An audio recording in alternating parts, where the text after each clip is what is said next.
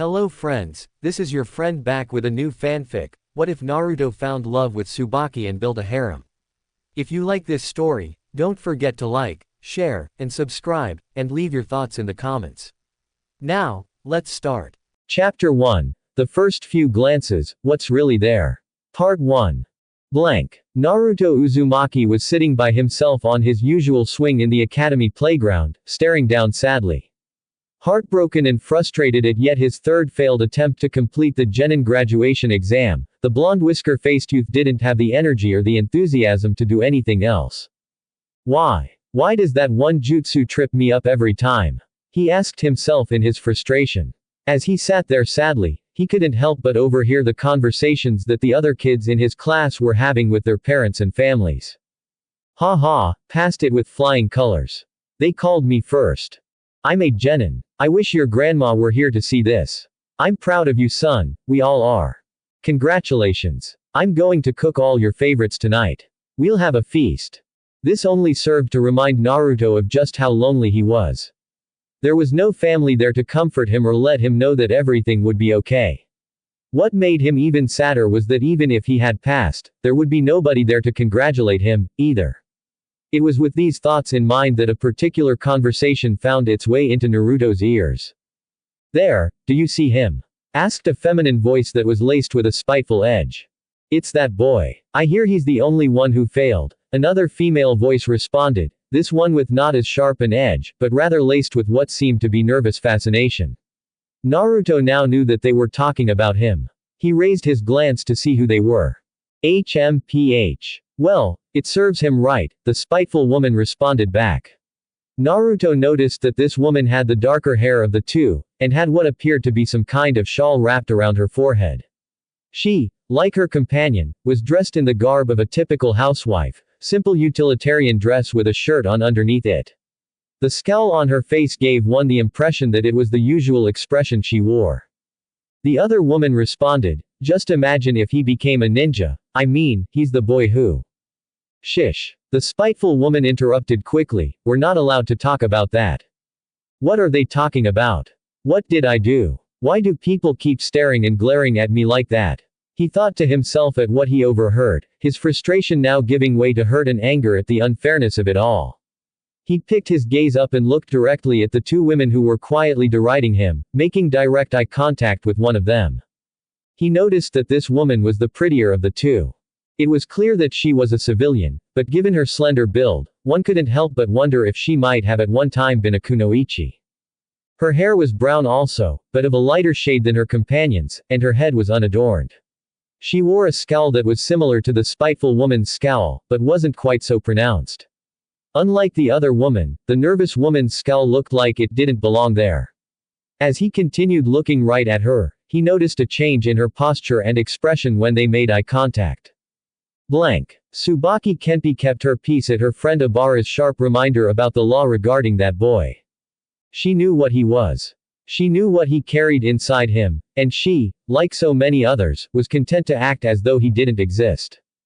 Every time she saw that boy in the village, she was reminded of that horrible night, the night that she, like so many others, had lost so many loved ones to the nine-tailed fox's horrific attack. She had married young, as many kunoichi were wont to do. At the tender age of 13, her husband, who had been 5 years older than her, was a newly promoted junin on the night the nine-tailed fox had attacked. The attack left her husband dead, and her alone to raise her 2-month-old daughter Kasumi by herself. She had just made chunin at that time after 4 years in the shinobi program. She had been a member of the last class to graduate early due to war. She'd had to retire so that she could raise her child, and her life had not been easy. Fortunately for her, when Sarutobi retook the mantle of Hokage, he had set up a fund for those who had been orphaned or widowed and made into single parents as a result of the catastrophe that struck the village. Tsubaki knew Obara had it just as bad, but Obara had become much more embittered about how her life had turned out since that night. Obara had never been particularly compassionate anyway, having been a bit of a bully during her academy years, a path that her daughter, Amy, seemed to follow her in. As much as it saddened Tsubaki, she knew that Obara would likely never change, and probably didn't want to. She, on the other hand, had always wanted to be a medical field ninja, as she preferred helping people to hurting them. She remembered reading about the legendary Lady Tsunade's illustrious career as a genius medic and ninja during her time in the academy, but what had intrigued her the most was Tsunade's proposal during the Second Great Shinobi War to institute a medical ninja in every squad. Tsubaki, herself, thought that this was an ingenious idea, and she never really understood why the idea was never adopted. If it had been, who knows how many lives could have been saved on the night of the Nine-Tails attack. It was shortly after this last thought that she noticed Naruto looking right at her. Her first impulse was to glare at him, but after a moment of looking directly into his eyes, she saw something she'd never seen before. Those blue eyes were so full of sadness, pain, loneliness, to the point of almost complete isolation. Then she saw even more frustration and anger that stemmed from the sadness, pain and loneliness that he felt. She'd seen those things in her own eyes so many times when she looked into a mirror. It was terrible to feel those things. It was even worse to recognize them when you looked into your own eyes. It made you wonder what others saw when they really looked at you. She always felt exposed when she saw those things in herself, but this was different. She never saw those feelings to such an immense degree in her own eyes. Her face morphed into a confused, saddened frown, before settling into an ashamed one. She averted her eyes from the boy, unable to continue meeting his gaze anymore before she decided to look around for her own daughter. When Kasumi had come up to her, she gave her a phony smile and congratulated her, Kasumi being none the wiser as to what was really going on in her mother's heart and mind. Abara had done the same with Amy when she had approached, although her smile and praise seemed more genuine than Tsubaki's had been. They all walked away to celebrate their daughter's accomplishment, but Tsubaki sent one last look Naruto's way, making eye contact briefly once more, seeing something different this time, confusion and recognition. She quickly put it aside as she saw Mizuki-sensei making his way to Naruto, intent on talking to him about something. Blank. Naruto became confused as the woman's face seemed to change. It started with a glare, but then turned into a frown. She became confused, then sad, then she seemed to avert her gaze. Is she ashamed? And of what? She can't be ashamed of what she just said about me, can she? Nobody's ever been ashamed of that, he thought to himself in genuine confusion, trying to solve the puzzle just presented before him. She's probably just ashamed of acknowledging my existence. The rest of the village would rather I wasn't around, so that's got to be it, he thought bitterly, believing he had solved his mystery. Some prompting within him, however, told him to continue watching this woman. He didn't know what it was, and looking back, he could only chalk it up to her abnormal reaction to making eye contact with him. When most made eye contact with him, they usually glared icily, or angrily, but never guiltily. What made this woman so different? Naruto watched with confused interest as one of his classmates, Kasumi, made her way to the woman, telling her, "Mom, how she graduated and how well she did on the Genin exam." She was with her friend Amy, who made her way to the spiteful woman and had the same conversation with her. So that's where Amy gets it, huh? Naruto thought rhetorically. Returning his attention to Kasumi and her mother, Naruto just continued watching. Mom's smile and praise of her daughter seemed forced, as though her guilt was really bothering her. Naruto couldn't wrap his head around it. Why would that be? As they left the grounds, Mom glanced back Naruto's way once more. Naruto's interest gave way to recognition.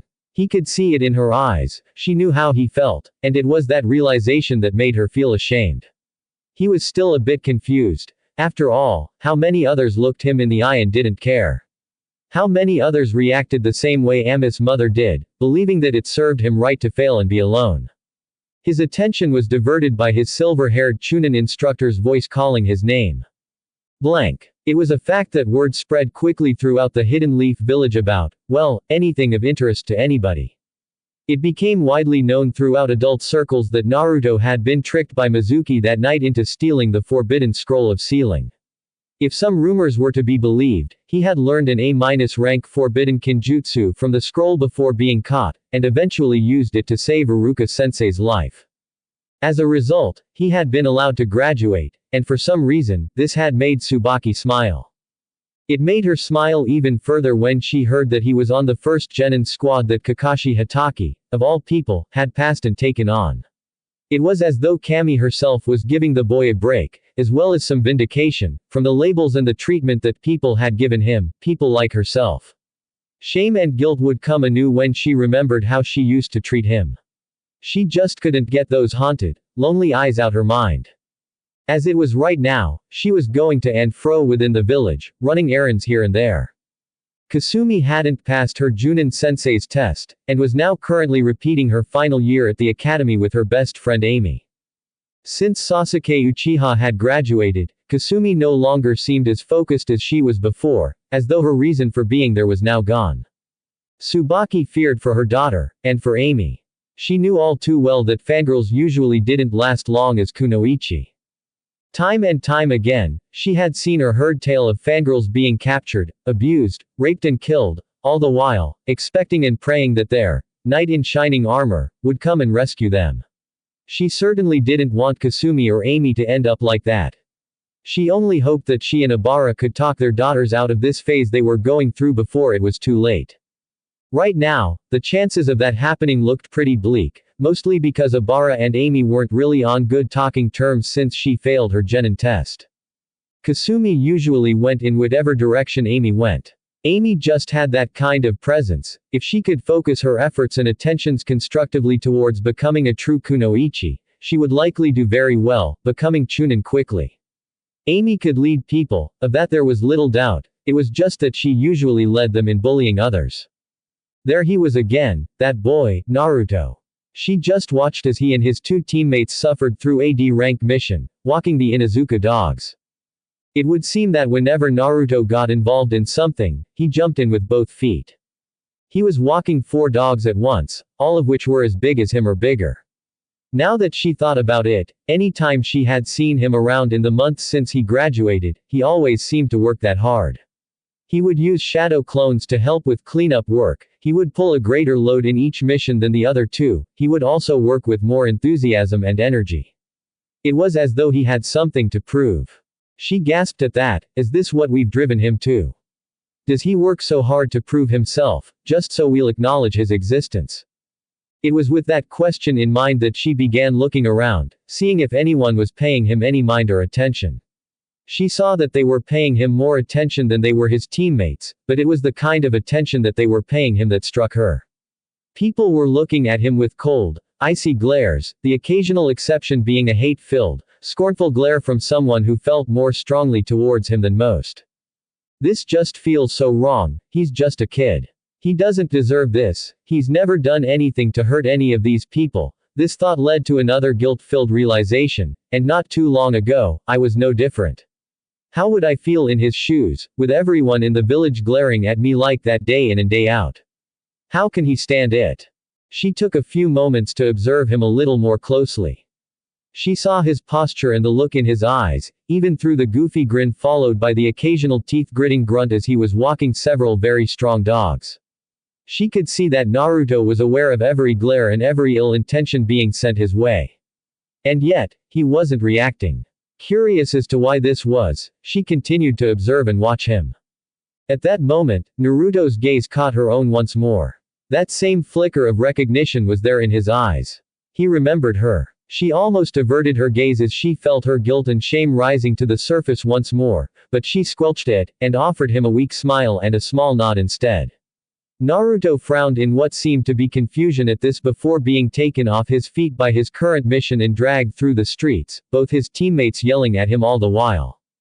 Blank. I wonder why she smiled at me this time, Naruto mused to himself after the dogs he was walking had finally stopped dragging him.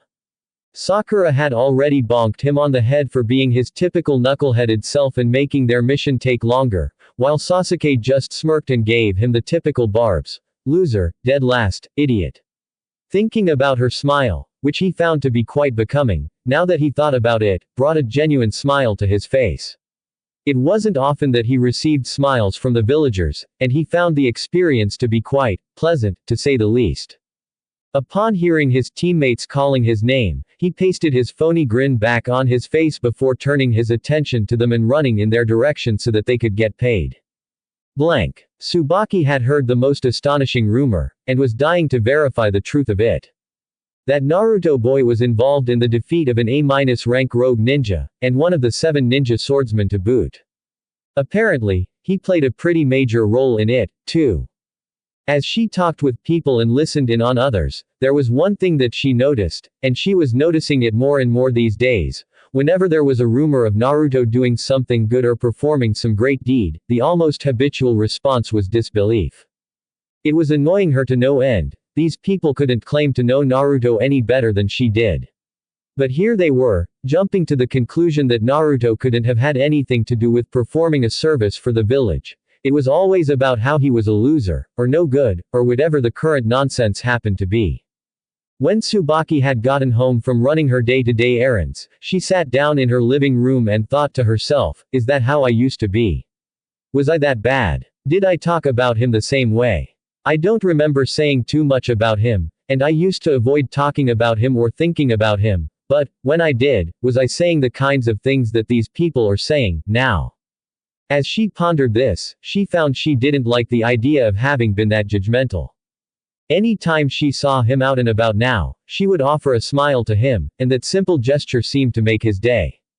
While grateful that she could be of such help to him, the wrongness of the whole situation bothered her. If a warm, friendly smile did that much for him, she was reminded of the hard truth that he didn't get that many friendly smiles, and from what she could see, he was a very friendly young man. She would see him spending time with the honorable grandson and his 2 friends, and even giving them some training in the form of playing ninja. She had a few chances to listen to some of the advice that Naruto offered them from time to time, and was rather astounded at how wise his advice was. The villagers were wrong about him. She had been wrong about him, and it was time that she did her part to try to put things right, or to at least clear up the labels and misconceptions that he had been unfairly given.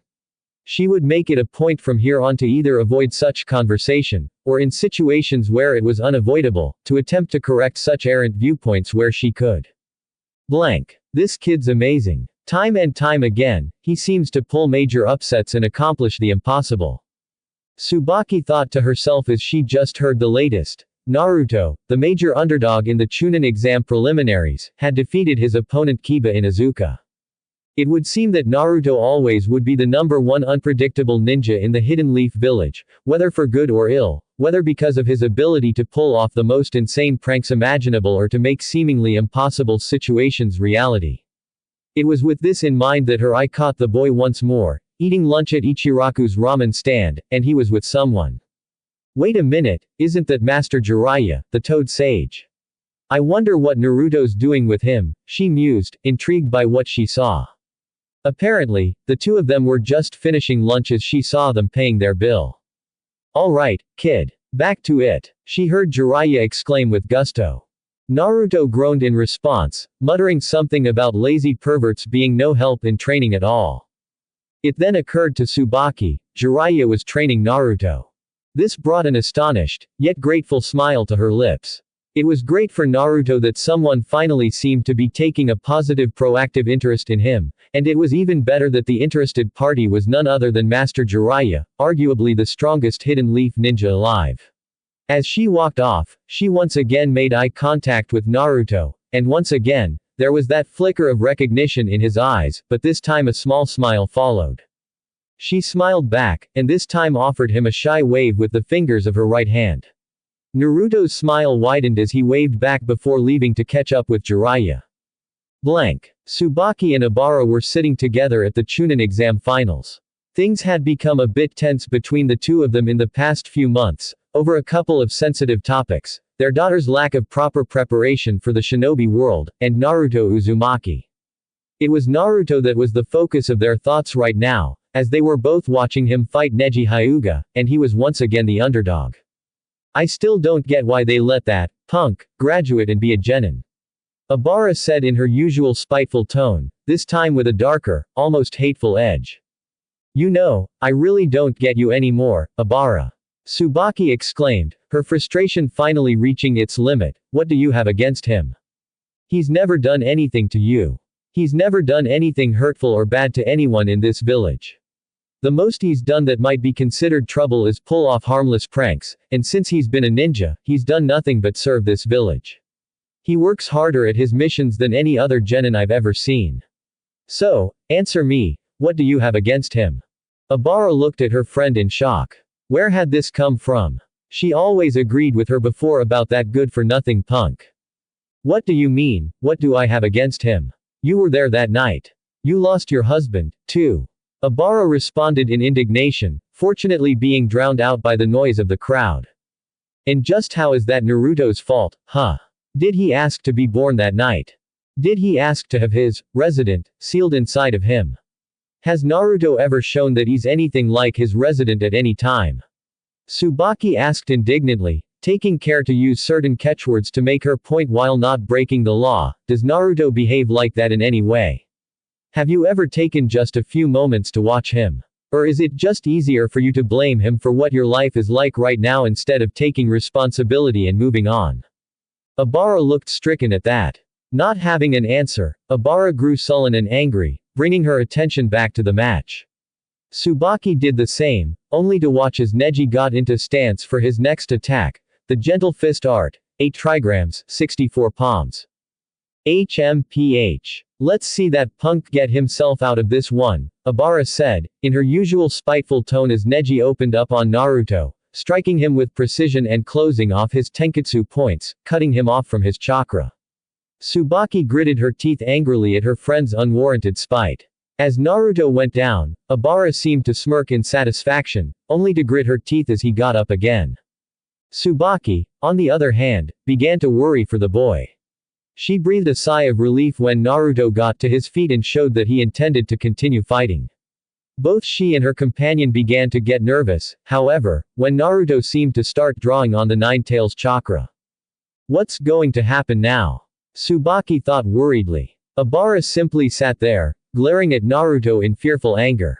They both continued watching as Naruto maintained control of himself, continuing his fight with Neji, which ultimately ended with both of them knocking each other across the stadium with enough force to make craters in the stadium grounds. As Neji got out of his crater and stumbled over to Naruto, Abara chuckled darkly, while Tsubaki worried for Naruto while at the same time hoping that Naruto would get back up. After hearing Neji's diatribe about the reality of a failure, and then watching Naruto explode from the ground and connect with a strong uppercut, knocking Neji into the air and backwards about 30 feet, she grinned ecstatically. Somehow, she knew that Naruto would pull off a victory, and she was happy beyond words to be proven right. It was what happened next, however, that would burn itself into her memory forever, and begin to awaken feelings she never thought she would have toward the boy. Naruto responded to Neji's embittered acknowledgement of his defeat. For the record, I failed the graduation exam 3 times, cause there was this one jutsu, that was always on the exam, and it tripped me up every time. It was the one jutsu, that I just couldn't master. Tsubaki was listening intently, hanging on every word that came out of his mouth. She didn't know why, but for some reason, she had to know what he would say. Naruto continued, my clones were pathetic, that's right, I flunked the shadow clone jutsu every time. So don't come whining to me with this destiny stuff, and stop trying to tell me you can't change what you are. You can do it, too, cause after all, unlike me, you're not a failure. The proctor called the match, declaring Naruto the winner. The crowd erupted in applause, giving Naruto the standing ovation he greatly deserved. Tsubaki, one of the very first to stand, began to cry, overwhelmed with admiration towards Naruto, and still feeling a bit ashamed of herself at how she once agreed with Abara about him. She clapped fervently, grinning widely, and lost in her own thoughts. Naruto, how could I have been so blind? How could I have looked down my nose at someone who has such incredible strength of character? Who are you, Naruto Uzumaki? I don't know, but I mean to find out. With this, she resolved to seek him out after the Chunin exams were over. She still didn't know why, nor did she even know what she would say to him once she found him, but for some reason, she felt compelled to seek him out. She found herself evaluating the fight between Naruto and Neji, and what struck her the most were the differences between their characters, perspectives and viewpoints. Neji had been callous, cruel and arrogant, looking down his nose at Naruto, never bothering to even call him by his name, instead using names such as loser, failure, worthless, and impudent little brat. What made it worse was that Neji's arrogance had drawn the rest of the audience in, as well. Naruto had been completely written off as the loser of the fight by this crowd, simply because Neji's overconfidence had drawn the crowd to this conclusion. Naruto, on the other hand, didn't back down, but never did he respond even in kind to Neji. Even now, when Naruto had more than earned the right to gloat over his clearly defeated opponent, he wasn't doing so. There was no disrespect or condescension in his voice at all. He was a gracious winner, and even went so far as to try to spur Neji on to change and better himself. Tsubaki looked over at Obara once more, and her smile dropped at what she saw. Obara hadn't gotten up with everyone else. She hadn't even applauded Naruto's hard-earned victory, but rather just sat there with her arms folded on front of her and the same ever-present scowl on her face. This time, though, she could see a trace of shame in Obara's eyes as well. Obara was looking downward slightly, as though she knew she was wrong to have such hateful anger towards Naruto, but was still unwilling to let it go. Maybe it's time that I reevaluate my friendship with Obara, Tsubaki thought to herself, disappointed that Obara could hate someone, a child, no less, that much, especially knowing that she had no right to hate him at all. Again, this was accompanied by her own feelings of guilt, not having realized it sooner, or even paying attention to this aspect of her friend's nature that she now found quite unsettling. After sitting down, Obara growled out sullenly, "Why do you like him so much?" Tsubaki turned to Obara and responded plainly, "Because I actually dared to look him in the eye, and I saw a hurt, anguished, lonely and confused young boy. I saw the same things in his eyes that I often see in my own eyes every time I look in the mirror, except that they were magnified in his. I know how he feels because of the things that have been done to him, and I'm amazed at how well he stands up under them. Neither of us would have survived in his place, Obara, remember that." Obara glared at her friend for a moment longer before once more sullenly looking downward. Both of them sat there in silence throughout the rest of the matches until Sasuke Uchiha's Chidori struck Gaara of the desert through his sand shield, and a genjutsu was cast upon the stadium, causing both of them to fall asleep. Blank. Tsubaki and her daughter Kasumi were both dressed in black, the expected attire for mourning in public at a funeral. Both of them were shedding silent tears, so much damage, so many losses. So much had happened in the Leaf in the 3 days since the Chunin exams. The village had been invaded by both the Hidden Sand and the Hidden Sound. The invasion had been repelled, with Naruto himself taking out the most dangerous opponent in a fully transformed Gaara, by summoning none other than the chief Toad Gamabunta himself. The cost, however, was high, so many Leaf shinobi were killed in the battle, foremost among the casualties being 3rd Hokage Hiruzen Sarutobi. The only event that Tsubaki could even compare it to was the aftermath of the Nine Tails attack, there was that much destruction. The funeral service for all of those shinobi who had fallen during the invasion was in full swing, but Tsubaki was distracted by thoughts of a certain blonde boy that she'd caught sight of as he arrived with his teammates and went to the roof of Hokage Tower, where shinobi in the village and the Third's family and friends were mourning in a reserved area. Her heart nearly broke when she saw the state he was in, and she couldn't get that image out of her mind. This was the first time she'd ever seen him injured, as he had gauze taped to his forehead and both of his cheeks, as well as a few other bandages on his body, but it was his expression that struck her more than anything else. He looked sadder and more heartbroken than she could ever remember seeing him, even when she made eye contact with him at the academy. It was a look that she just wanted to take away from him. It was with these thoughts preoccupying her that she suddenly noticed that the service was over. She saw Naruto with his teammates and Sensei leaving the tower together. Tsubaki thought for a moment to approach Naruto as she had resolved to do during the Chunin exam finals, but decided not to as she saw him comforting and being comforted by some friends and comrades. It wouldn't be appropriate right now. Kasumi needs me more, and his friends need him more as well. I can approach him later, she thought as she attended to her and her daughter's grief. After the ceremony had ended, Kasumi had returned home on her own, while Naruto and his team had already left in order to get back to duty. As Team 7 walked away, she saw that Iruka hadn't yet left. I have seen Naruto and Iruka together a lot. They're pretty close from what I can gather. Maybe Iruka can tell me a little bit about him, she mused before walking up to Iruka to indulge her curiosity about Naruto. Excuse me, Iruka, she asked in order to garner the Chunin instructor's attention. He turned his head in her direction. Tsubaki. Tsubaki Kenpi. He asked before smiling. Wow, it's certainly been a while. How are you, all things considered? Tsubaki smiled in response. I'm doing okay. How are you? I'm alright, all in all. Tsubaki nodded. That's good to hear. Listen, I was wondering, how well do you know Naruto Uzumaki? Iruka frowned curiously. That's pretty random. Well, maybe, but I was just hoping I could learn a little more about him beyond what most people here in the village have to say. Iruka's frown went from curious to saddened. Yeah, it's true that generally people in the village aren't fair to him. But why not just ask him yourself? A couple of reasons. One is that either of us or both of us are too busy for me to be able to approach him and have a conversation of any length with him. But, the truth is that, even if I did have the chance to talk to him, Tsubaki paused, a dejected frown adorning her own features as she finished, I wouldn't even know what to say. Iruka's curiosity made itself known once more, both across his face and in his voice. Tsubaki, what prompted you to want to learn more about him? I'm guessing that there's more to this than the Chunin exams and the invasion.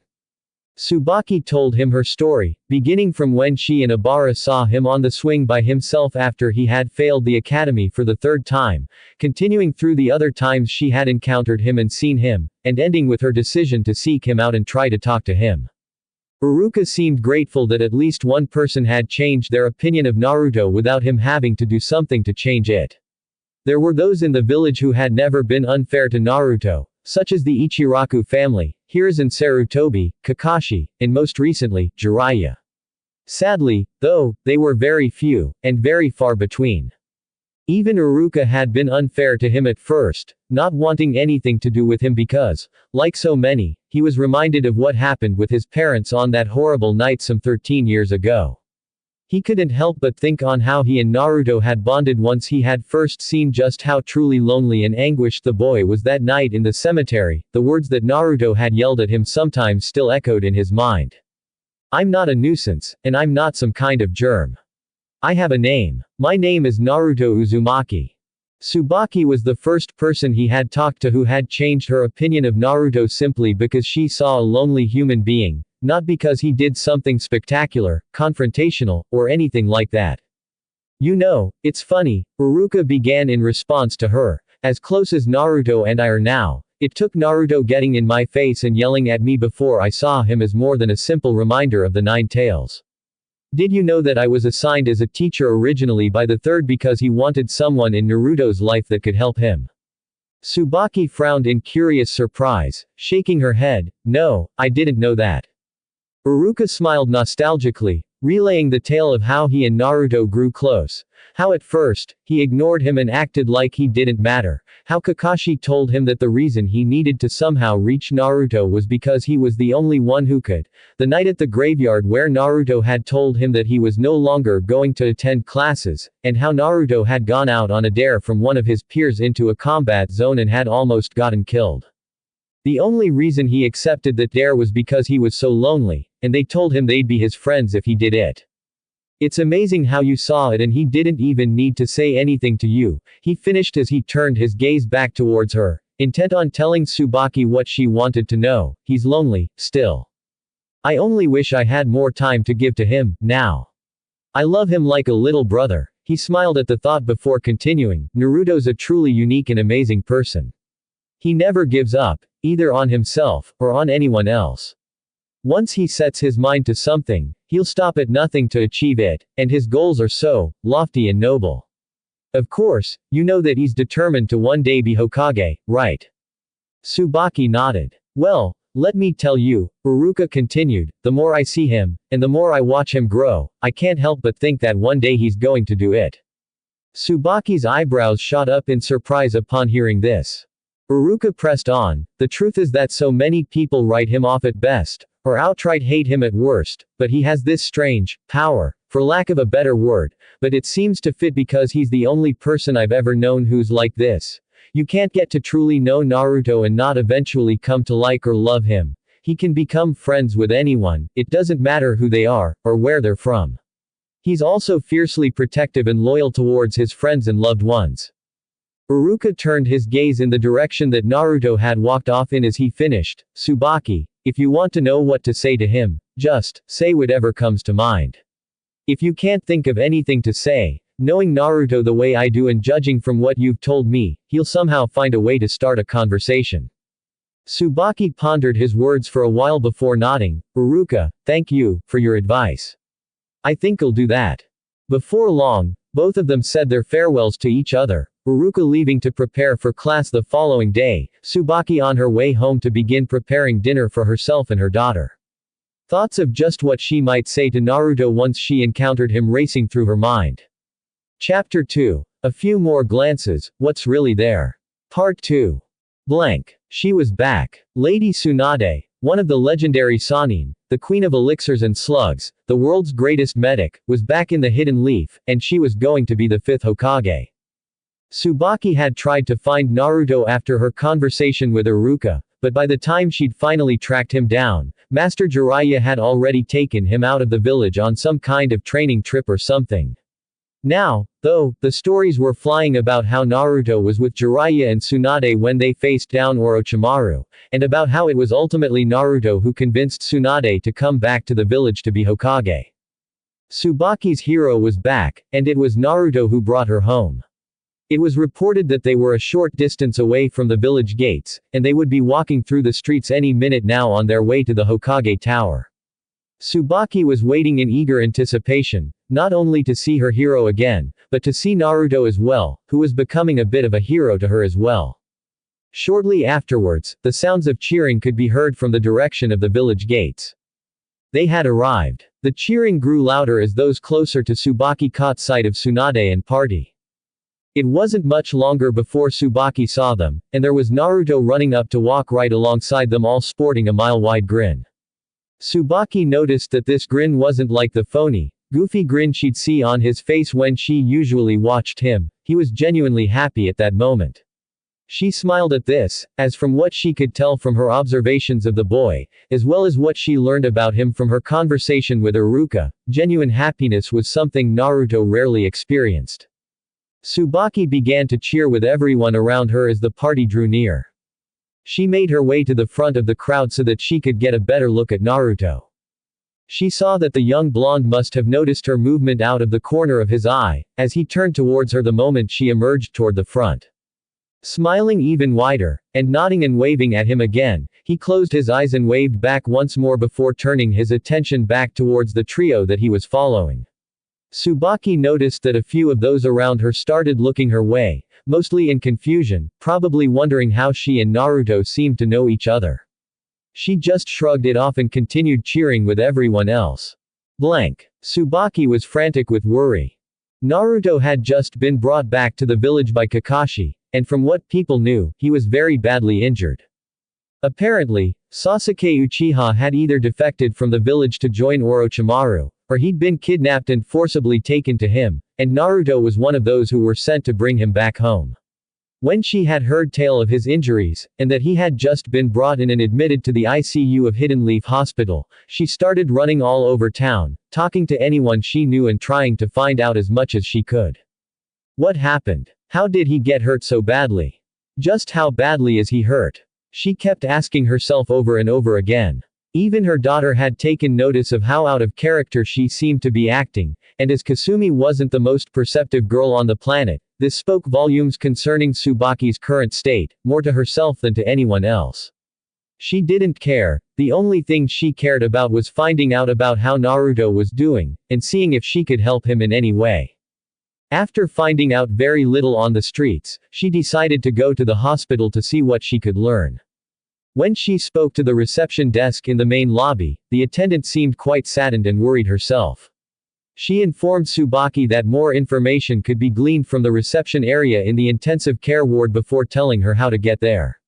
Thanking the woman for her information and directions, she immediately proceeded to the ICU to gather what other information she could. When she arrived, she found the ward to be a whirlwind of activity. With how quickly all of the staff and orderlies were running to and fro, she could only draw one conclusion: Naruto apparently wasn't the only new arrival. Tsubaki sat in the lobby and waited for things to settle down. 2 hours of waiting later, several exhausted orderlies and one exhausted nurse who was acting as the ward's receptionist returned to the main waiting station. Tsubaki went to the front desk to inquire about Naruto's condition. The receptionist, a lime green-haired woman around Tsubaki's age whose name tag read, Isako, seemed surprised. "You're the first one to ask about him. Do you have any kind of relationship to him?" "Well, no," Tsubaki responded in a subdued manner. "I'm just a concerned party is all. My daughter and him were in the same class at the academy." "Can you tell me how he is?" The newly identified Isako broke down his injuries for the woman: 2 separate piercings through his right lung by either a large, wide weapon or a jutsu of some sort, chakra depletion, a fractured skull, several broken and displaced ribs, 6 fractured cervical vertebrae, severe blood loss and a cleanly fractured left tibia. Tsubaki gasped at the severity of his injuries and began to cry, but Isako reassured her. "Don't worry," Isako said calmly to show her reassurance. "His tenant apparently heals his body at an accelerated rate. Most of his injuries are already healing. From what we hear from Lady Tsunade, he'll be out for a few days, but he should be up and around after about a week or so." Tsubaki nodded gratefully, sniffling in an effort to slow her tears. "Thank you. When are visiting hours?" "Well, people won't be able to enter his room for at least 2 days, but after that, normal visiting hours apply. 6 a.m. to 10 p.m., Isako smiled. "Anything else I can do for you?" "No, thank you so much. You've put me at ease. I'm just glad to hear that he'll be okay. I'll be by in a couple of days to bring him some flowers." Isako smiled once more. "You're welcome. And don't you worry. If there's one thing we all know in this ward, it's that Naruto Uzumaki's a fighter. He'll pull through this, and he'll walk out of here right as rain." Tsubaki smiled in response, finally reassured that he would be okay. "Thanks, again, that's good to know, and it's good to know that he's well cared for, here." With that, they parted company, with Tsubaki on her way out to take care of her usual day-to-day business. Blank. 3 days later, a cool, partly cloudy morning found Tsubaki leaving a clothing store, having just bought a tracksuit similar to the one that Naruto enjoyed wearing.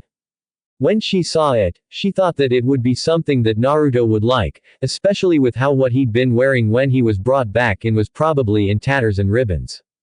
The pants were the same orange color as what he normally wore, but the jacket was slightly different. Instead of being mostly orange with dark blue across his shoulders, this jacket was orange on most of the torso, but black up top. The black in the new jacket didn't just cross his shoulders and upper chest, though, the sleeves were also black, and the zipper line of the jacket was also solid black, about 2 inches out from each side of the zipper. It was also a bit big for him, but she figured he would grow into it once he hit his growth spurt. The tracksuit was in a clothing box and wrapped as a present. A few moments later found her at her next destination, the Yamanaka flower shop. Entering the store, she heard the bell chime as the door moved, alerting the attendant on duty that a customer was entering. A moment later, one Ino Yamanaka came jogging into the sales floor. "Hello, welcome to the Yamanaka flow. Oh hey, you're Kasumi's mother, aren't you?" She piped out inquisitively with a smile. "Yes, Ino, that's right," Tsubaki responded, returning the girl's smile. "I'm here to get a small bouquet for a hospital patient." "Okay, well, give me a minute to put something together for you," Ino responded cheerfully. Tsubaki waited patiently, watching Ino work. If it was one thing the girl knew well, it was how to put together a beautiful floral arrangement. Kasumi had complained to her mother about Ino's talent in that regard when they took the kunoichi-only classes together in the academy. The bouquet was a beautiful circle of white lilies surrounding a single sunflower in the center, all placed into a vase. Tsubaki requested a particular bright orange one that caught her eye. "So, who's the patient you're going to see?" Ino asked curiously. "Oh, no one you need worry over," Tsubaki responded tactfully, "and thanks for preparing this for me." "You're welcome," Ino responded with a smile, hiding her disappointment well. Tsubaki quickly paid for her bouquet and left, wishing Ino a good day on the way out. Ino responded in kind before resuming the tasks of keeping the store presentable and the merchandise fresh. Half an hour later, Tsubaki entered the hospital and made her way directly to the intensive care ward, gift and flowers in hand. When she arrived, she saw that Isako was on duty now as well. She saw Tsubaki and recognized her immediately. With a smile, she stood up and bade Tsubaki follow her, leading her directly to Naruto's room. As they approached the room, Isako stopped and turned to Tsubaki. "Brace yourself," she warned, "Naruto's pretty banged up right now. But I promise you, he will be fine. Okay. In fact, she extended her hands in Tsubaki's direction. "Why don't you let me hold those for now?" Tsubaki nodded nervously, afraid of what she might see once the door was opened and she was admitted in. Handing the vase and present to Isako, she opened the door herself and entered the room. Upon sighting the patient that she was there for, she gasped and cried out in surprise and horror, bringing her hands up to her mouth. There on the bed, in a hospital gown, was Naruto. The crown of his head was wrapped in bandages, patches of blood having leaked through here and there. His face was severely bruised and swollen in places, freckled with scratches and gashes. In his mouth was a plastic tube that could be followed to a respirator, assisting him in his breathing. His left thigh was in a cast and elevated by a harness. The parts of his upper body that were not covered by the gown were wrapped in bandages, again with blood seeping through in various places. On the right side of his chest, blood had seeped through the gauze she could tell was underneath the gown, and even into the gown itself. IV tubes were secreting various chemicals into his body in various places, and diodes were taped onto him, allowing various vital readings, such as blood pressure, pulse, oxygen levels and brain activity to be displayed. A brace was on his neck, holding his head firmly in place. Tsubaki couldn't stop the tears that began to flow. Isako placed the vase and the wrapped box down on a counter before turning to address her. "I know it looks bad." "Looks bad?" Tsubaki turned to her, eyes wide in dumbfounded astonishment. Her voice rose several octaves as she repeated, "Looks bad. He looks like he shouldn't even be alive. How can you be so calm about this?" "I've seen him in worse shape," Isako admitted quietly, putting a hand on Tsubaki's shoulder. "I don't like seeing him like this any more than you do, but, believe me when I say, he'll be okay. He won't even scar over from this. Just watch. This time next week, he'll be discharged with a clean bill of health and walk out of here without any sign of injury." She developed an amused smirk as she added, "Though he'll actually sneak out of here before then and head straight to Ichiraku's. He really doesn't handle forced bed rest well," she finished with a chuckle. Tsubaki visibly calmed down at this. "So, you're really not worried?" Isako smiled and shook her head. "No, we're not. We know for a fact that he'll be fine. And we're going to make his recovery as quick and as comfortable as possible in the meantime." Tsubaki turned her gaze back to Naruto to regard him once more. "You said you've seen him in worse shape than this, how is that possible?" "Well," Isako began sadly, "there was one incident when he was just a small boy where he was beaten, severely. It happened on his 6th birthday, and, well, some people decided that ignoring him simply wasn't enough that year. A few drunks decided that they would be crusaders that year, and end the blight left by the Nine Tails attack. They beat Naruto to near death, and," her voice began to break as she started to recall what was done to the small, malnourished blonde child that had been brought in for emergency treatment. Her reaction was not lost on Tsubaki as she turned to her and continued, "Please don't ask me to tell you what they did to him. They did unspeakable things. They did things that were so bad that the memories of them weren't just sealed within Naruto's mind, they were removed entirely by Inoichi Yamanaka himself. The third punished those responsible so severely that he only told us that the information was classified. The medical records and charts from that attack were also classified and, I think they were destroyed." Tsubaki found herself in tears once more. She didn't want to imagine what those monsters could have done to this boy. She'd never ask him, as from what Isako had just said, he had no memory of it at all, even deeply buried, and she'd never pursue the matter anyway. She was afraid of what she'd find. She then turned back to Naruto and studied him once more. "Don't worry," Isako spoke up once again, "he'll never remember that incident, and there are no visible scars anywhere on him from it. Like I said, though, we've seen him in worse shape, and he's pulled through before. He'll pull through good as new." Tsubaki looked at the woman again. Seeing the confidence in her eyes brought Tsubaki great comfort this time. She smiled at Isako in gratitude before turning back to Naruto. As Isako left the room, Tsubaki slowly walked toward him. She stopped at his bedside and brought her hands up to his sleeping face, gently caressing it in an affectionate manner. She leaned down slowly and carefully towards his ear and spoke, "I don't know if you can hear me or not, but I'm glad you're going to be alright. I know you don't hear this anywhere near as much as you deserve to, but, thank you. Thank you so much, for everything that you do for us, here in the village." As she finished, she planted a slow, lingering kiss on his cheek, just off of his mouth. After several seconds, she pulled away, tears of gratitude, both to him, and to whatever Kami was watching over him, pouring down her face. She smiled, a warm, loving, affectionate smile, as she pulled away, her fingers stroking his cheeks as she pulled off. She left the room, the receptionist smiling just as warmly as Tsubaki herself was. Maybe it's time I returned to active duty and pursued that dream I had of being a medical ninja again, Tsubaki mused to herself, thinking on the idea of making herself useful once again. Had they stayed in Naruto's room a moment longer, they would have noticed a single tear roll down the side of his face, and that his lips had turned upward into a very weak, barely noticeable smile. Blank. Ino Yamanaka had just been relieved of her shift at the shop by her mother. Her next destination was the hospital to visit Choji and Naruto, both of whom she had heard were in the intensive care ward, though Shikamaru informed her Choji had been moved into a regular ward as he was out of immediate danger. Naruto, 5 days after being admitted into ICU, had not regained consciousness yet. On her way out, she picked up a flower for each of them. When she arrived at the hospital, she decided to go to Naruto's room, first, as she knew it wouldn't be a long visit. Receiving directions from the front desk, and later from Isako in ICU, she made her way to Naruto's room. As she entered and laid eyes on Naruto, she gasped. Even though she had steeled herself in anticipation of serious injury, she simply couldn't believe what was done to him. She didn't know the details of his mission or of the opponent he fought that gave him these injuries. As a genin, she wasn't privy to such information, but she couldn't imagine how, or even why, a person would beat an opponent so badly instead of just killing them quickly. Shaking off her shock, she placed her flower in the empty white standard vase that was a hidden leaf hospital room mainstay. She placed her hand on Naruto's near shoulder and said quietly, "Get better soon, okay?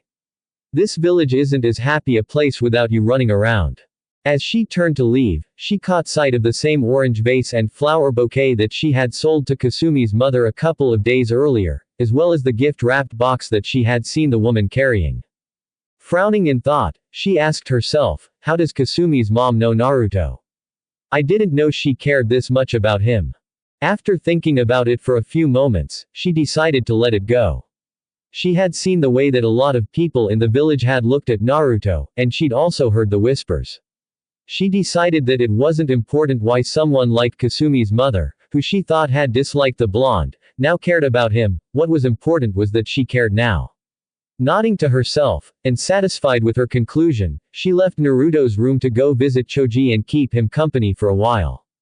Blank. Naruto finally woke up. He had no idea how long he'd been out for. The only thing he knew was that he hurt, a lot. As his eyes adjusted themselves to the light in the room, flashes of what had happened prior to waking up here started coming back to him. Sasuke, his curse seal, horrid, monstrous hand-like wings on his back, his skin having that sickly gray pallor, a Chidori being shoved through his chest, being pile-drived from several hundred feet up. From there, it got a little hazy, as he could only remember seeing red. Not wanting to dwell on these images any longer, he tried to look around and get his bearings, only to discover that he couldn't turn his head. After a while, he figured out that he could at least roll his body just a little, allowing him to use his eyes to cover the remaining angles so that he could see the room he was in. He took in the various trappings and fixtures of the room, and it dawned on him that he was in the hospital. At that moment, the smells of sterilization and medicines seemed to make themselves known, as did the blips and bleeps of various medical monitors and devices. He could hear the bleeps beginning to vary in rhythm and tone, indicating changes in readings and activity.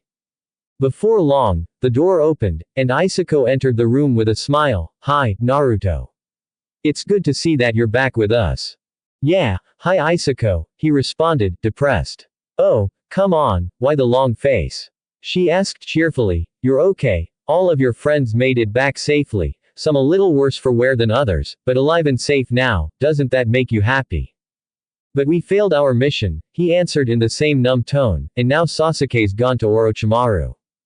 Isako walked up to him and laid a hand on his shoulder. I'm sorry about that, Naruto. But at least you have a chance now to go back out after him. I'm just glad you're alright, because you were really banged up when Kakashi brought you in. And you've never been out this long, either. Naruto frowned at this. How long was I out for? You were brought here 6 days ago. The combination of both your injuries and chakra exhaustion is why you've been out for so long. And I've been out the whole time. Isako nodded. Naruto, you had several injuries that would have been fatal for anyone that isn't you. Naruto closed his eyes and sighed. Well, I guess this fox in my gut's good for something, huh? Isako responded, yeah, I guess it is. So out of curiosity, when did you find out about that? Mizuki-sensei told me the night Iruka-sensei made me a genin. Isako nodded with a smile. Well, we're just glad you're alright, sweetie.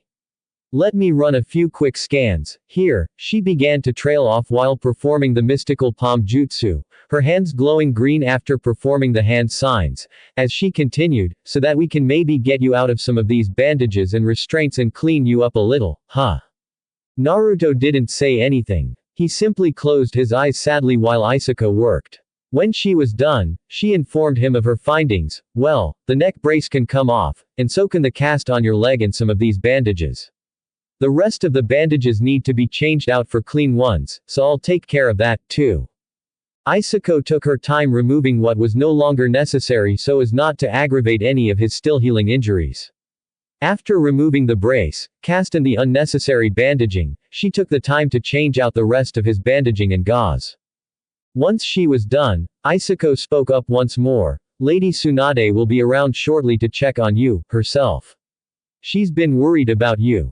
Naruto couldn't help but smile at this, even if his smile was small. It was nice to know that people worried about him. You've also had a few visitors. Really? Who?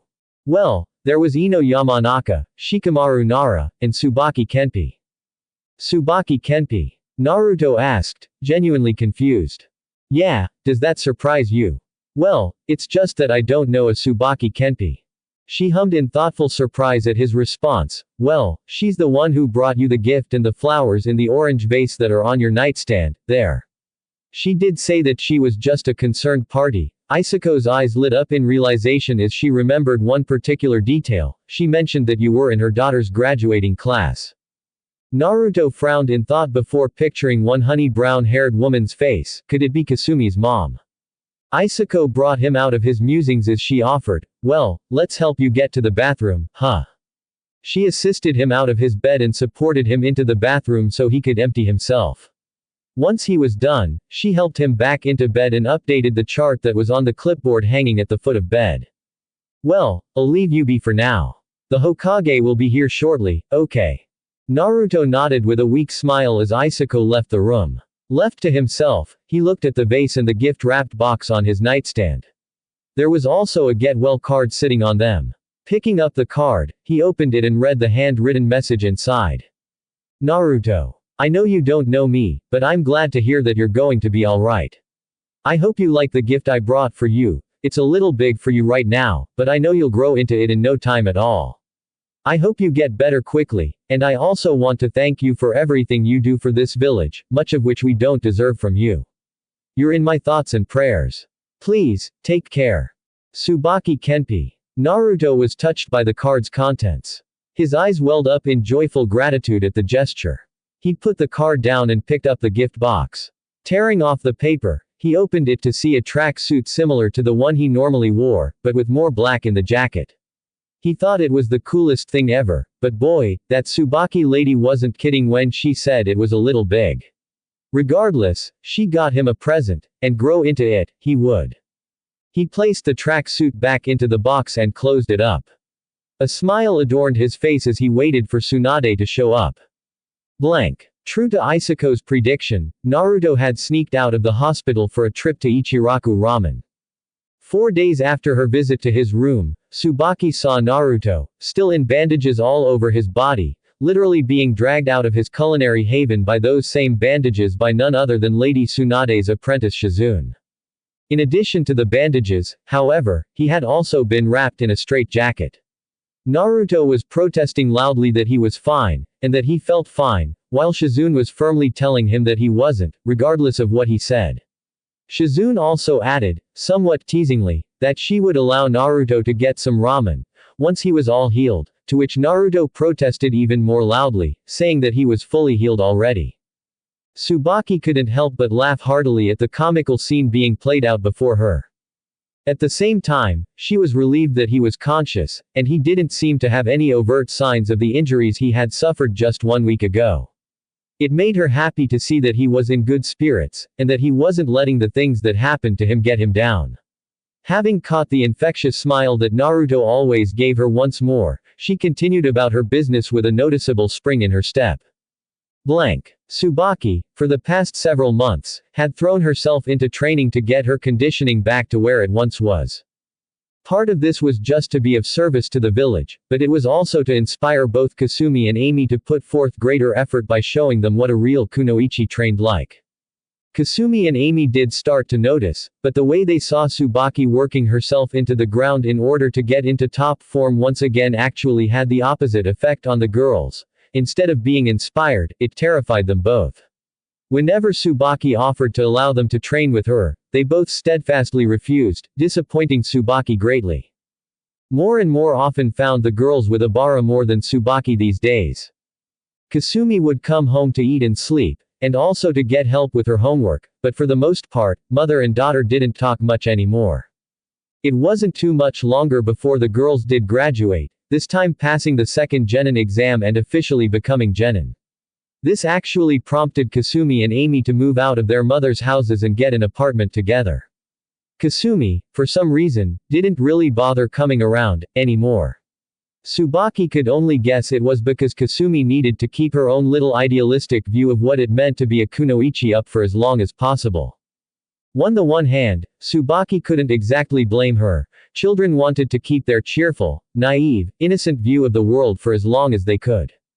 Tsubaki herself certainly wished she could have kept it for longer than she had, what with graduating during a time of war and having to grow up very quickly on the front lines. But she had thrived as a kunoichi, it was what she was born to do, and she'd been on her way to being accepted as a medical ninja in training when the Nine Tails attacked. Naruto, her thoughts now frequently wandered towards the boy that had won more and more of her admiration since he'd graduated from the academy. If the rumors were to be believed, then he would be leaving to train under Master Jiraiya as his official apprentice for the next 3 years or so. Smiling at the thought, already knowing just how strong he was after hearing more and more of the boy's exploits, she could only imagine how strong he would be in 3 years with Master Jiraiya training him. I imagine he'll also grow into that new track suit I bought for him, too. She thought, in some glee, with just a hint of desire. Okay, Tsubaki, let's not get ahead of ourselves, here, she told herself, reining her thoughts in, though the smile on her face at the thoughts she'd been having stayed there. Jiraiya and Naruto were on their way out of the village. He wouldn't be seen in the village for 3 whole years. The village wouldn't be the same without him, and everyone knew it. His absence would be noticed, and he would be missed, but at the same time, the knowledge of what he would be doing in his absence inspired all of his peers, and many others within the village to work hard and train themselves. Naruto's peers, especially those from his graduating class as well as Might Guy's students, had all started training harder than ever before, not only because they wanted to be able to protect their friend, but because they also wanted to be able to stand and fight alongside him when he returned. Tsubaki could only smile at that thought. Naruto had a presence of inspired leadership that he likely didn't realize he possessed. He inspired people to follow his example simply as a byproduct of who he was, yet another unique power of his that made him truly special. She was one of the people that watched Naruto walk off with Jiraiya as they left through the gates. Catching his gaze one last time before he left through the gates, she smiled and waved at him. Deciding that it was time she said something to him, she called out, "Good luck, Naruto. Stay safe out there, and get stronger." "Thanks." He yelled back with a smile and a wave of his own, "I will believe it." As the pair walked off, Tsubaki thought to herself, "I can't wait to see just what you'll be like when you get back, Naruto," and with that, she went on her way, missing the blonde whirlwind of hyperactivity already. Blank. As he and Jiraiya traveled down the road, Naruto couldn't shake the gnawing familiarity in the back of his head. The woman who wished him well, he recognized her as the mother of his old classmate Kasumi, and he had also remembered seeing her around the village, smiling and waving at him. She was one of the more genuine people in the village about her friendliness towards him, that much he could tell, but there was something else. Why can't I figure out what this feeling is? What is it about her voice that comforts me? He asked himself in frustration. What's eaten you, kiddo? Asked Jiraiya, clearly seeing that Naruto was preoccupied with something. Naruto looked at his master and answered, honestly, it's something I don't think I'm gonna be able to figure out. That lady who wished me luck on the way out of the village. Jiraiya nodded, indicating that he knew who he was talking about. Well, something about her voice is just, I don't know, comforting to me. And I really don't know why. Jiraiya smiled knowingly at him, well, it'll probably come to you in time if it's important, Naruto. But otherwise, his knowing smile turned into a perverted grin, if nothing else, you got yourself a pretty lady who seems to want to see you again. Jiraiya finished with a loud, boisterous laugh. Naruto just grumbled at his teacher's antics, yeah, whatever you say, pervy sage. Both of them continued their travels, though Naruto couldn't help but keep his master's words in the back of his mind. Chapter 3. I like what I see. Blank. Tsubaki had a horrible, sinking feeling in the pit of her stomach.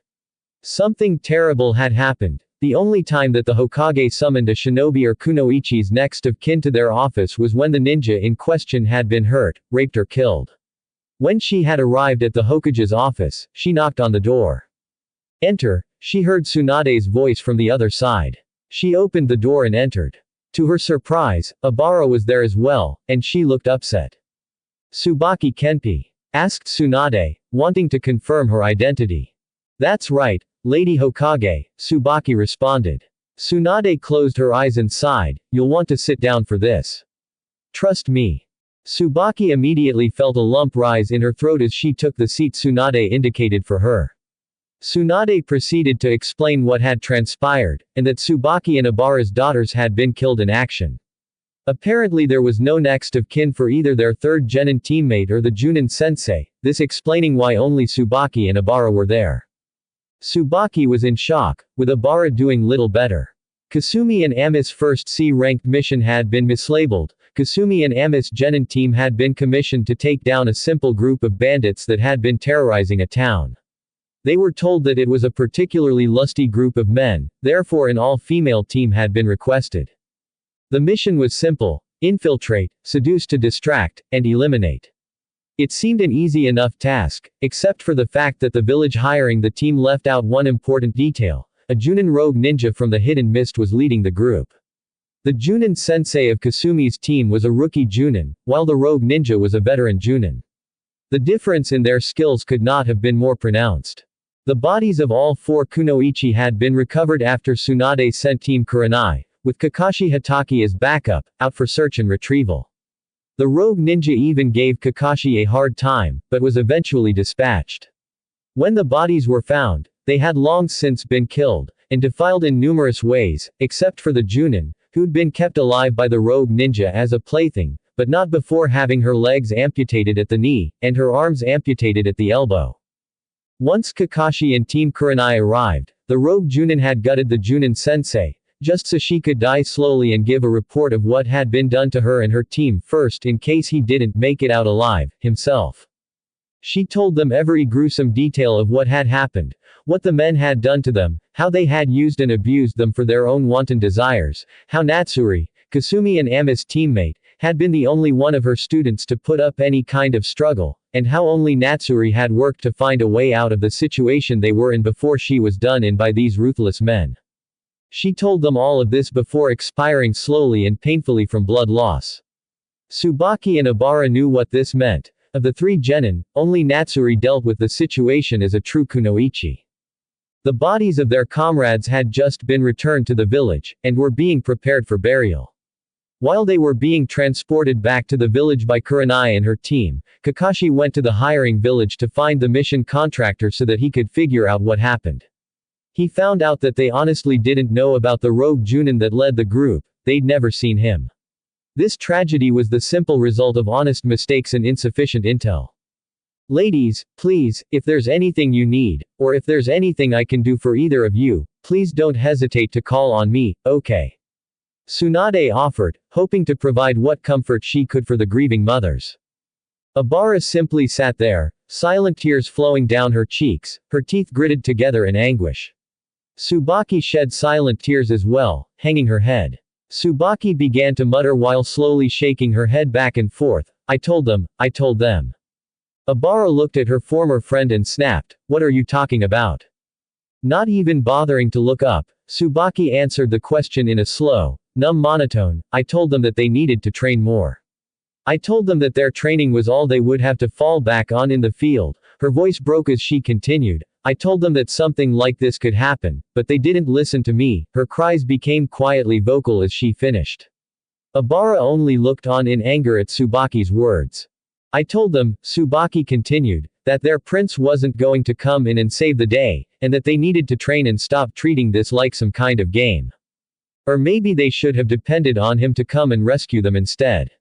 Abara snapped angrily, finally losing her cool as her own voice broke, except he's out on a training trip so he couldn't be here to protect our daughters, now, could he? Tsubaki, on impulse, stood up, and drummed the other woman hard across the face, knocking her out of her seat. Don't you dare blame Naruto for something that he had no fault in. The only ones to blame for this are the men who killed them. But as hard as this is for you to accept, and as cruel as it might sound, the fact of the matter is that Kasumi and Amy should never have been kunoichi to begin with. They were Uchiha fangirls in the academy, and they never grew out of that. This would have happened eventually anyway, so stop looking for someone to blame. And don't you ever use Naruto Uzumaki as a scapegoat in my presence again. Do you understand me? Holding her hand to her reddened cheek, Abara looked at her former friend in shock, before her shock turned to anger. She was about to retort and retaliate before Tsunade interjected, Abara. Abara turned to the Hokage, who continued, I agree with Tsubaki, quite frankly. And while I do sympathize with the fact that your life's just been turned upside down, I will not sit idly by and allow you to slander one of my best shinobi. Take it from someone who knows. If you don't change your perspective, and if you don't find the strength to take proper responsibility for yourself, you'll end up bitter, old and alone, with nothing but regrets. Now, if there's nothing that you need at the moment, please leave. If you need anything else, my door is open to you, starting tomorrow. Tsunade looked at Abara very pointedly, letting her know in no uncertain terms that any further outbursts on her part would not be tolerated. Abara collected herself, narrowed her eyes into a glare, and left without another word. Once she was gone, Tsunade looked at Tsubaki, genuinely impressed with how she stood up for Naruto. She hadn't known a lot of people who would do such a thing in the village since she had taken the reins as Hokage. Following this, she let out a frustrated sigh. Barely a month has gone by since he left, and already people are forgetting all Naruto's done for them. Tsubaki simply turned her gaze back to Tsunade and explained, that's not it, Lady Tsunade. Abara's always hated Naruto, just because seeing him reminds her of the fact that she lost her husband in the Nine Tails attack. Well, that explains her animosity, Tsunade remarked. Tsubaki shook her head in disagreement, no, it's just her excuse. The truth is that she's just not a kind or compassionate person. She never was. She's one of those people who need somebody to blame, and Naruto's burden gives her an easy target. I lost my husband that night just like she did. Both of us were left widowed with infant daughters at 13 years old. We were both Chunin, and we had to resign from active duty so we could be home with our children, so in a sense, we lost our careers that night, too, but none of that is Naruto's fault. I'm ashamed to say that I once shared her point of view, until I actually saw who he was behind the goofy facade he puts up. Tsunade's eyes narrowed curiously, really? What did you see? Tsubaki recollected the tale of how she saw Naruto on the tire swing as the only student in the academy who didn't graduate with his class, and how at first, she only saw him as the boy who had the fox in him. She shared about how she looked him in the eye, only to see feelings and emotions that she knew quite well. She then shared about how her view changed the more she saw him around and observed him. Tsunade smiled at Tsubaki's accounts of Naruto. Even Tsunade herself had to let Naruto grow on her, and it took Naruto standing up to protect her on both a broken leg and a torn quadricep. This woman simply saw something real in Naruto's eyes before she started changing her opinion of him for the better. Lady Tsunade. Tsubaki asked suddenly, I would like to request a skills evaluation so I can return to active duty. Tsunade frowned in surprise. Tsubaki, are you sure that's such a good idea, right now? I mean, you're going to need some time to grieve. I believe it would be helpful to me, Lady Hokage. My only child is gone, and while I will take the time to grieve, Tsubaki's voice began to break as the tears started to flow, I want to be of use. I need to keep going, and moving forward. I always wanted to be a medical ninja. Really? Tsunade asked as she leaned forward to listen closely, now quite interested in the woman's request. Yes, ma'am, replied Tsubaki enthusiastically, you were always my hero in the academy. I had to write a report about a great Konoha ninja as one of my assignments, and I chose you. I always thought that your proposal to put a medical ninja on every ninja squad was a brilliant idea, and I always wished that it would have been implemented. Tsunade, now even more impressed, responded, wow.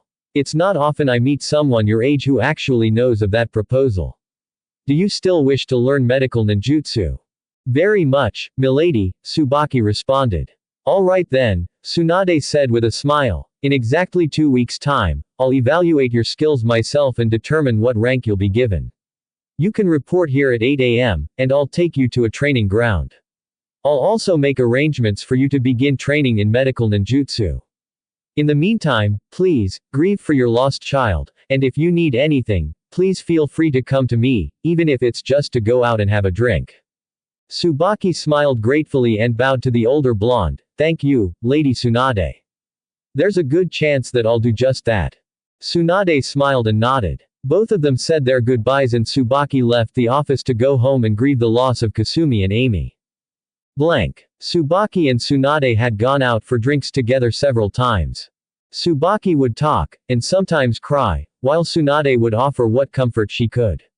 A small funeral service was held for the team that had recently been lost. Tsubaki and Ibara didn't have anything to say to each other, as both were too upset. Several of Kasumi and Ami's classmates and former classmates attended the funeral, including most of the Rookie 9. Many condolences were offered, and both parents walked away from the service feeling comforted and cared for. After the funeral, Tsubaki threw herself into preparing for her evaluation. When the time came around, Tsunade evaluated her overall skills, and allowed her to return to active duty at her previous rank of Chunin.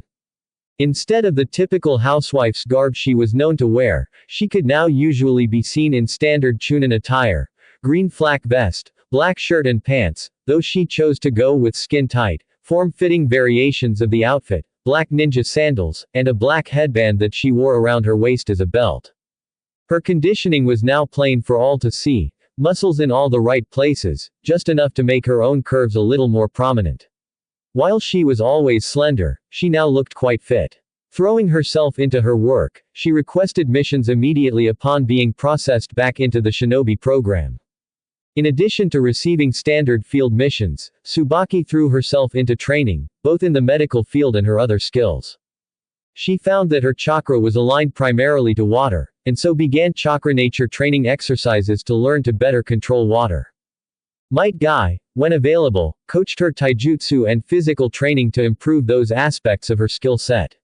She also spent a good deal of time in the shinobi library, pulling what resources she could find to improve her overall chakra control, learn new jutsu, and possibly find an additional element that she could train once she got the hang of her water chakra affinity. This said nothing of her devotion to her medical training, however. She threw herself into it with a vigor that even Sakura Haruno, Tsunade's newest apprentice, hadn't displayed. Shizune was awestruck at the woman's work ethic, having seen that she had somehow crammed and mastered 2 years' worth of medical theory and jutsu training into 8 months. When she had brought Tsubaki's work to Tsunade's attention, Tsunade had approached Tsubaki and offered her additional study material. She also expressed her regrets that she couldn't take Tsubaki on as an apprentice at that time, because one apprentice was already quite a handful, especially on top of being the Hokage. Tsubaki, grateful for anything she could get, jumped at the chance to study Tsunade's material, wrapping her arms around Tsunade on impulse, before remembering herself and sheepishly apologizing. Tsunade waved off her apology, and Tsubaki ended up taking her abilities in medicine and medical ninjutsu to new heights. Tsunade, at first, was ecstatic about Tsubaki's zeal to learn and master the skills she was being taught. Her joy became laced with curiosity as she saw Tsubaki's drive only grow. 2 years into Tsubaki's medical training, the blonde Hokage invited Tsubaki out for a drink again. Once they were at the bar with plenty of sake to go around, Tsunade began the conversation. "Well, Tsubaki, I can't recall ever being so impressed with a medical ninjutsu student as I am with you. Even considering that Sakura is learning directly under me, and your studies are mostly self-directed, the fact that your skills as a medic have surpassed Sakura's own is nothing short of spectacular. So what exactly is it that's driven you to work so hard since returning to duty?" "Naruto Uzumaki," Tsubaki responded without shame or hesitation. Tsunade pondered, intrigued, what about him exactly? "Well, he does so much and works so hard for this village, just so that people will acknowledge his existence and treat him with the same respect that the rest of us get as a matter of common courtesy. He deals with so much, and yet he still wants to help others. Uruka Yumino once told me that Naruto has a special ability that allows him to befriend just about anyone he crosses paths with." She trailed off for a brief moment.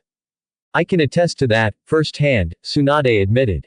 "But then," Tsubaki continued, "he also has this strange aura of leadership about him." Tsunade raised an eyebrow at this, prompting Tsubaki to explain. "He inspires others to follow him, simply as a byproduct of who he is and the example he sets. He works so hard to protect all of us. I think it's only right that the rest of us do what we can to be in a position to fight alongside and protect him, too." "I never really thought of it like that, about the leadership quality, I mean," Tsunade admitted, "but you're absolutely right. That is what's been going on with his friends since he left with Jiraiya. I'll tell you, Naruto, he just makes you want to bet on him, you know what I mean." Tsubaki nodded, understanding Tsunade's point. Tsunade quietly noted the expression on Tsubaki's face. It was almost wistful. She was wearing an involuntary smile that gave her a faraway look. Tsunade was even able to note the ever so slight blush on Tsubaki's cheeks, even though she hadn't had that much to drink. She decided not to comment on it, but some part of Tsunade told herself that despite how outlandish it might seem at first glance, this woman that had become her friend in the last 2 or so years would be a good fit for Naruto's life.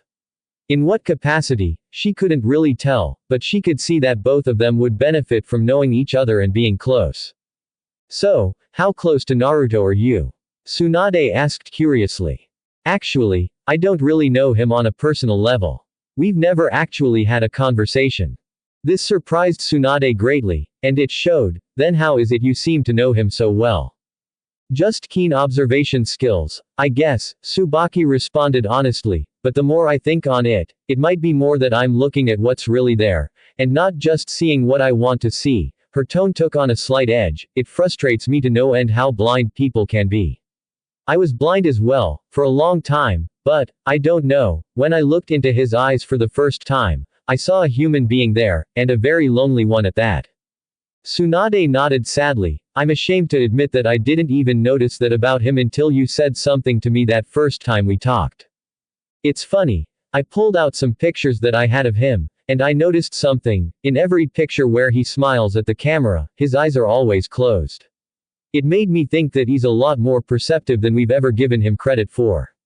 I always thought it was just him being happy and oblivious, but now, I can't help but wonder if he knew what he was doing in trying to hide his eyes from the world." She trailed off as she reflected on those images. Tsubaki just nodded sadly and sighed, before commenting once more, "You know what's funny? Ever since the Chunin exam finals 2 years back, After what I heard him say to Neji Hyuga after beating him, I've been wanting to talk to him and find out more about him. I just want to know who he really is. What stopped you? Tsunade asked, genuinely curious. Circumstances, believe it or not, she said with an ironic chuckle. When I was coming, he was going, or the other way around, and at the times where neither of us was coming or going, it just wouldn't have been appropriate to have such a conversation. I guess I just came to accept the fact that if I want to have that conversation with him, I'll have to be patient and wait for the opportunity to present itself. I suppose so, Tsunade admitted, but I believe your chance will come. I hope so, Tsubaki replied with a smile, I really hope so. Blank. I'm home, everyone. Naruto Uzumaki has returned to the Hidden Leaf Village. Could be heard throughout the streets, in Naruto's voice, no less. He's back. Tsubaki asked herself excitedly, snapping her head around to gaze in the direction that the great announcement seemed to originate from. Where is he? What does he look like now? Oh, I have to go see. She wasted no time, taking to the rooftops to quickly find him. After catching sight of him standing atop a post, she gasped. There he was, a good deal taller, and thicker, than when she'd last seen him. And he was wearing the tracksuit she'd bought him all those years ago, too. She smiled at the sight of his attire, and she couldn't stop the blush creeping across her cheeks at the sight of the boy-turned-man. Naruto. She called out, getting his attention. He smiled as he caught sight of her, jumping off the post onto the nearest roof. He noted that she had discarded the civilian housewife get-up for a much nicer-fitting Leaf Chunin uniform. She landed on the same roof and approached him, smiling and blushing all the while. It's you, Naruto began, as he fumbled around, trying to think of what to say. Hi. Tsubaki giggled, well, hi, yourself. I see the tracksuit I bought you fits you rather nicely, now. Naruto gasped with wide eyes as he pointed at her, you're Tsubaki. She nodded, it's nice to officially meet you, Naruto, and I appreciate you remembering my name from just a get-well card. You too, he replied cheerfully, chuckling while scratching the back of his head, I didn't know you were a ninja. Actually, I had retired from service on the night of the Nine Tails attack, my husband was killed, and I was left to raise our daughter by myself. I returned to active duty a few weeks after you left for your trip. Okay, he said, nodding with a smile, so how is your daughter? Her face fell at that. Naruto immediately noticed and offered an apology, I'm sorry, if that's a sore spot for you. No, it's okay. You wouldn't have known, she died in the line of duty 3 years ago. Naruto's own face fell, oh, I'm sorry. Thank you, she replied, I actually returned to active duty immediately after I was finished mourning her loss.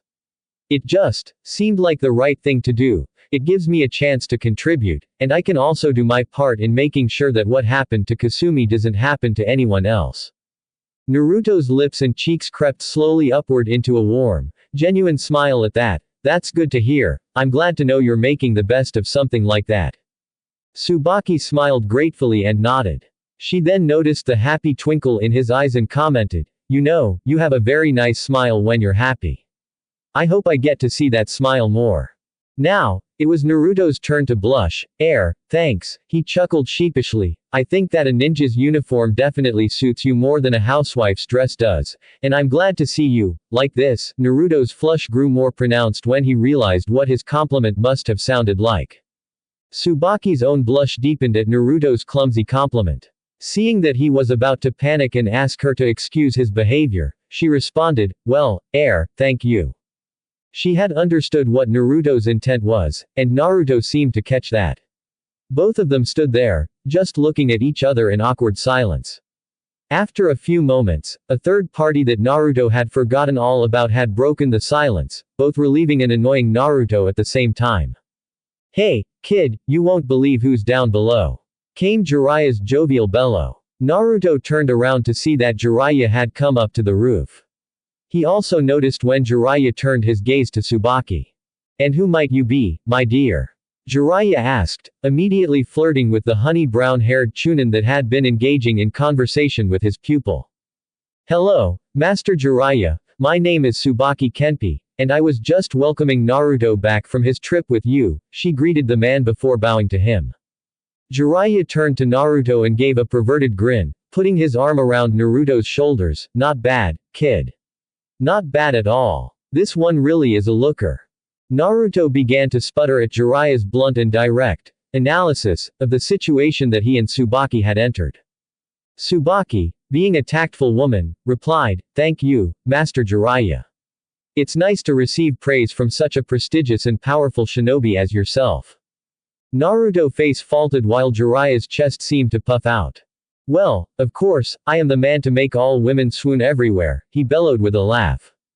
Tsubaki seemed to adopt a knowing smirk as she continued, "But, as far as male company and companionship goes," she walked over to Naruto, grabbing his arm opposite the side Jiraiya was on and finished, "I'd prefer Naruto here to you." Naruto's face fault became even more pronounced, a tomato red blush now covering his entire face. Jiraiya just gave an agonizing yell and started crying anime tears. After a few moments, both Naruto and Jiraiya recovered. Jiraiya spoke up with a snarky smile, "Well, as much as I would like to leave the two of you alone to continue engaging each other," his smile fell as he became a little more serious. "Naruto, we do need to report back in. Besides, Sakura and Konohamaru are down below waiting for you." Naruto smiled at that, nodding to his master. Turning back to Tsubaki, he took his leave. "Well, Tsubaki, I hope we get to talk more sometime." She smiled and responded with a nod, "I'd like that. How about we get some lunch or something tomorrow?" "Sounds good. You like ramen?" "Yes, I do," she responded with a laugh, "and I can only imagine that you must be biting at the bit for Ichiraku's." "You'd better believe it," he responded, "tomorrow at lunchtime, then." She nodded, "I'll see you then, and, welcome back, Naruto." "Thanks, Tsubaki. It's good to be back." Naruto jumped down to the street on the side of the building where Sakura and Konohamaru were, while Tsubaki jumped down the other side of the building to the street one block over. Looking at the time, she began to make her way to the hospital to start her shift in half an hour. On her way there, she crossed paths with Abara, who seemed to be shopping and running a few errands.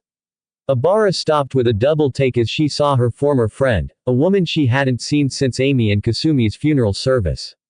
She gaped as she saw Tsubaki, dressed in Chunin attire. "She must not have known that I returned to active service," Tsubaki thought to herself. Tsubaki offered a weak smile and a nod to Abara. Abara, in response, cast her gaze down and slightly away from Tsubaki before turning and going back about her business. Saddened for the woman, Tsubaki continued on her way to the hospital. Naruto couldn't deny that he had changed. He'd had time to think on a few things while he and Jiraiya had been traveling from place to place. He'd had a chance to discuss a lot of life experiences with Jiraiya, who in turn wasn't stingy with him in that department. Both of them were able to laugh with each other at getting tied to the stump at the end of the bell test. Both of them were crushing hard on girls who would beat the crap out of them simply because they were in the mood to, though unlike Naruto, Jiraiya would admit that it was his perverted leers and antics that would bring Tsunade's wrath upon him most of the time. Sakura, on the other hand, would hit Naruto just because she felt he was getting in the way of her pursuit of Sasuke, or he'd just done something to annoy her, whether or not it was actually her concern. The more time away he'd had from the village, the more he was able to see certain people for who, and what, they really were. Sakura hadn't so much as left him a get-well card when he had come back from the Sasuke retrieval mission, and even though she tried to cheer him up while he was there in the room, she had mainly come by to find out the full story of what happened to Sasuke. In contrast, a woman who had only seen him on the street a handful of times not only brought him flowers and a card, but a gift as well. When he had thought of these things, his interest in Sakura started to wane rather quickly. He eventually found himself asking what it was he ever saw in Sakura to begin with. He had grown up. His time with Jiraiya hadn't been without its benefits and lessons. He was able to learn from Jiraiya's own mistakes with Tsunade, as well as from Tsunade's reactions to Jiraiya. Sakura was even more volatile than Tsunade had been, and Naruto came to the conclusion that he would be better off, in many ways, by letting Sakura go. Ironically, he came to that conclusion after he had already let her go unconsciously. These were the things he had pondered on his way to Hokage Tower with Jiraiya and Sakura. After trying to show Konohamaru his latest pervy ninjutsu, Sakura had slugged him once more. Of course, he would admit that he probably asked for that. Still, though, would it be too much to ask that Sakura not hit him hard enough to break his jaw? After all, it wasn't like he was peeking on her in the bathhouse or something. He was broken out of his thoughts as Sakura knocked on Tsunade's office door. The three of them entered when the command was given, and from there, he and Jiraiya gave Tsunade an update on Naruto's training. Tsubaki was waiting for Naruto to show up at Ichiraku's. She had gotten there at 11:30, just half an hour before noon, so that she could be sure she wouldn't miss him. The more she thought about this, though, the more awkward she felt. What would she say to him? What would they have to talk about? Would he even show up? It wasn't like they knew each other, after all. Hey there. Tsubaki heard from behind her.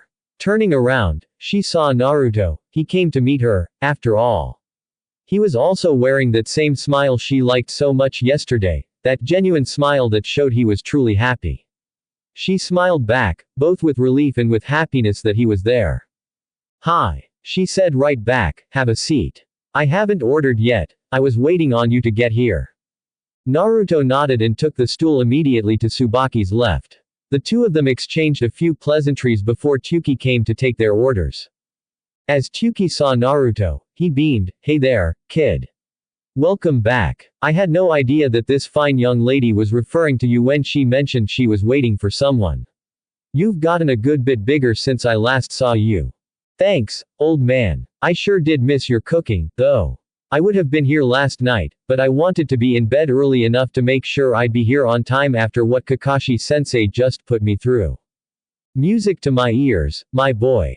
So what can I get you? First rounds on the house to welcome back my favorite customer. Both of them ordered miso ramen, Naruto with his usual additions, fish cakes, a boiled egg and extra barbecued pork. As they received their meals, Tsubaki and Naruto found it quite easy to talk to each other. They started with Naruto's second bell test with Kakashi that went well into the wee hours of the morning, and just finished a few hours ago. Tsubaki shared about her return to duty since he had left the village, while Naruto told her about his adventures with Jiraiya while traveling from place to place, many of which seemed to end with the two of them being chased out of town by angry towel-clad females because Jiraiya just couldn't keep himself from doing research. Surprisingly to Naruto, Tsubaki found those particular tales absolutely hilarious, especially when Jiraiya couldn't get away fast enough. After spending time getting to know each other a bit, an Anbu suddenly appeared. Uzumaki, he quickly said, the Hokage requires your presence right away. Naruto, seeing the seriousness of the situation, nodded. The Anbu vanished in a puff of smoke at his response. Naruto turned to Tsubaki and began to explain, but she waved him off before he could say anything. Missions come first. I do understand, she explained reassuringly. Listen, most of my time on duty is spent at the hospital. You know Isako, right? In ICU. Naruto nodded, prompting Tsubaki to continue. She can always tell you where I am. So if you want to drop by and talk some more after you get back from your mission, I'll be waiting for you, okay? Naruto smiled and nodded, well, gotta run. I'll see you soon, Tsubaki. Looking forward to it. With that, Naruto left the stand and made his way to the Hokage's office at top speed.